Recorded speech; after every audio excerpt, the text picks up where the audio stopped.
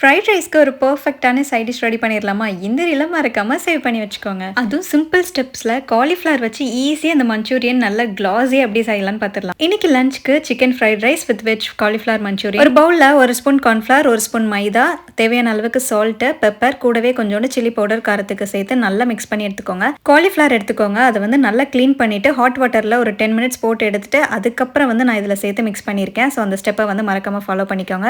சூடான ஆயிலில் இதை வந்து ஃப்ரை பண்ணி எடுத்துடலாம். எண்ணெய் நல்லா சூடானதுக்கு அப்புறமே இந்த மாதிரி ஃப்ரை பண்ணும்போது நம்மளுக்கு அந்த ஸ்கின் வந்து பீல் ஆகாமல் வரும். ஸோ இதை வந்து ஒரு பேனில் வந்து நான் சேர்த்துக்கிறேன். இது கூடவே வந்து நெக்ஸ்ட் பேட்சையும் முடிச்சுட்டு டோட்டலாக நம்ம எல்லாம் ஃபைனலாக முடிச்சதுக்கப்புறம் நான் ஆயிலில் மறுபடியும் போட்டு எடுக்கும் போது இன்னும் நல்ல கோட்டிங் உங்களுக்கு வந்து பர்ஃபெக்டாக கிடைக்கும். ட்ரை பண்ணி பாருங்கள் இந்த டிப்பை. அப்புறம் ஆயிலில் வந்துட்டு இஞ்சி பூண்டு பேஸ்ட்டு, வெங்காயம் இதெல்லாம் சேர்த்து கூடவே ஸ்ப்ரிங் ஆனியன் சேர்த்து நல்லா மிக்ஸ் பண்ணிக்கோங்க.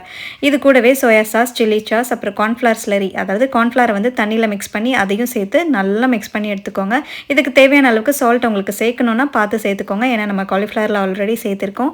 இப்போ ஃபைனலாக சூப்பராக க்ளாஸியான காலிஃப்ளவர் மஞ்சூரியன் உங்களுக்கு வீட்டிலேயே சூப்பராக ரெடி ஆகிடுச்சு. இது மேலே டாப்பிங்ஸ்க்கு வந்து நான் ஸ்ப்ரிங் ஆனியன் சேர்த்துக்கிறேன். உங்களுக்கு வேண்டாம்னா நீங்கள் கொத்தமல்லி இலை கூட சேர்த்துக்கலாம். இதை ஃப்ரைட் ரைஸ் கூட நல்லா மிக்ஸ் பண்ணி சாப்பிடும்போது பயங்கர டேஸ்ட்டாக இருக்கும். ஆல்ரெடி ஃப்ரைட் ரைஸ் ரெசிபி வந்து நம்ம சேனலில் நிறைய வாட்டி போட்டிருக்கேன். ஸோ வேணும்னா செக் பண்ணி பார்த்துக்கோங்க. அண்ட் இந்த மாதிரி வீடியோ பிடிச்சிருந்தா மறக்காமல் சேனலை ஃபாலோ பண்ணிக்கோங்க.